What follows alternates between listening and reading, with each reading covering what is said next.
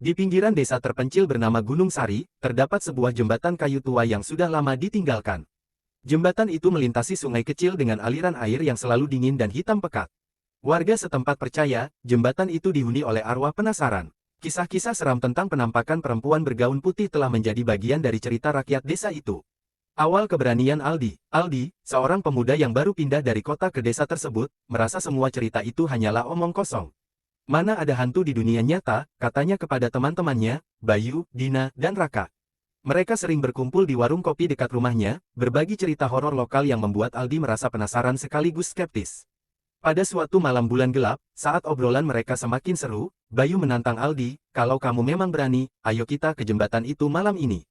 Tanpa berpikir panjang, Aldi menerima tantangan itu. Dina dan Raka, meskipun ragu, ikut serta karena penasaran. Perjalanan menuju jembatan. Sekitar pukul 11 malam, mereka berempat menaiki motor menuju jembatan angker. Jalan menuju jembatan itu sempit dan gelap, hanya diterangi oleh lampu motor mereka. Pepohonan tinggi di sepanjang jalan membuat suasana semakin mencekam. Dina, yang duduk di belakang Bayu, berbisik, kok rasanya dingin banget, ya.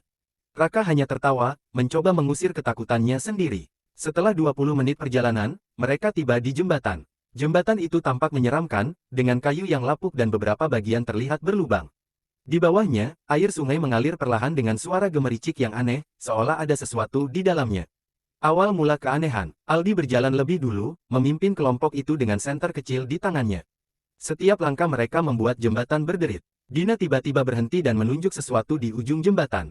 Lihat, ada orang di sana. Katanya dengan suara gemetar. Mereka semua menatap ke arah yang ditunjuk Dina, namun tidak ada apa-apa. Aldi menenangkan mereka, kalian terlalu takut. Mungkin itu cuma bayangan pohon.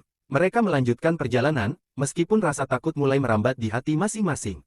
Ketukan yang mengganggu. Saat mereka sampai di tengah jembatan, suara ketukan terdengar dari bawah.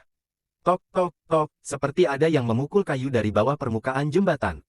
Aldi mencoba melihat ke bawah dengan senternya, tetapi hanya kegelapan yang terlihat. Sudah, ayo balik saja, kata Dina, hampir menangis. Namun Aldi tidak menyerah. Ia melangkah lebih jauh, mendekati ujung jembatan. Saat itulah, kabut tipis mulai muncul, menutupi sebagian pandangan mereka. Penampakan sosok misterius. Di tengah kabut itu, mereka melihat sosok perempuan berdiri membelakangi mereka. Rambutnya panjang terurai, dan gaun putihnya terlihat lusuh. Perempuan itu berdiri diam, tidak bergerak sama sekali. Aldi, kita harus pergi sekarang, bisik Raka, menarik lengan Aldi. Namun, Aldi seperti terpaku, matanya tidak bisa lepas dari sosok itu. Siapa kamu? Teriak Aldi dengan nada menantang. Perlahan, perempuan itu berbalik. Wajahnya pucat dengan mata kosong yang memancarkan kegelapan. Bibirnya bergerak, mengeluarkan suara lirih namun mengerikan, kembalikan. Kembalikan apa yang milikku. Pelarian yang panik. Teman-temannya langsung lari tanpa menoleh ke belakang, meninggalkan Aldi sendirian. Aldi yang akhirnya sadar akan situasi itu, segera berlari menyusul mereka. Saat ia berlari, suara tangisan perempuan itu semakin keras, seolah-olah mengejarnya. Ketika mereka akhirnya sampai di ujung jembatan, motor mereka tidak mau menyala. Bayu berusaha menyalakan motornya, sementara Dina menangis ketakutan. Raka terus berteriak, cepat.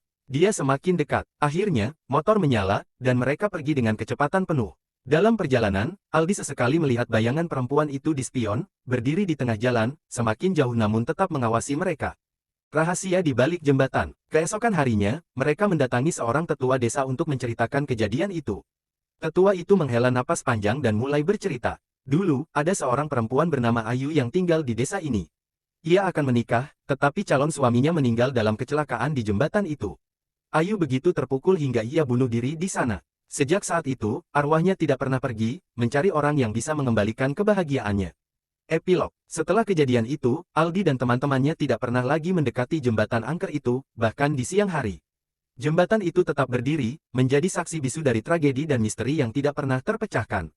Bagi warga desa, kisah tentang Ayu tetap hidup, mengingatkan mereka untuk tidak bermain-main dengan dunia yang tidak kasat mata.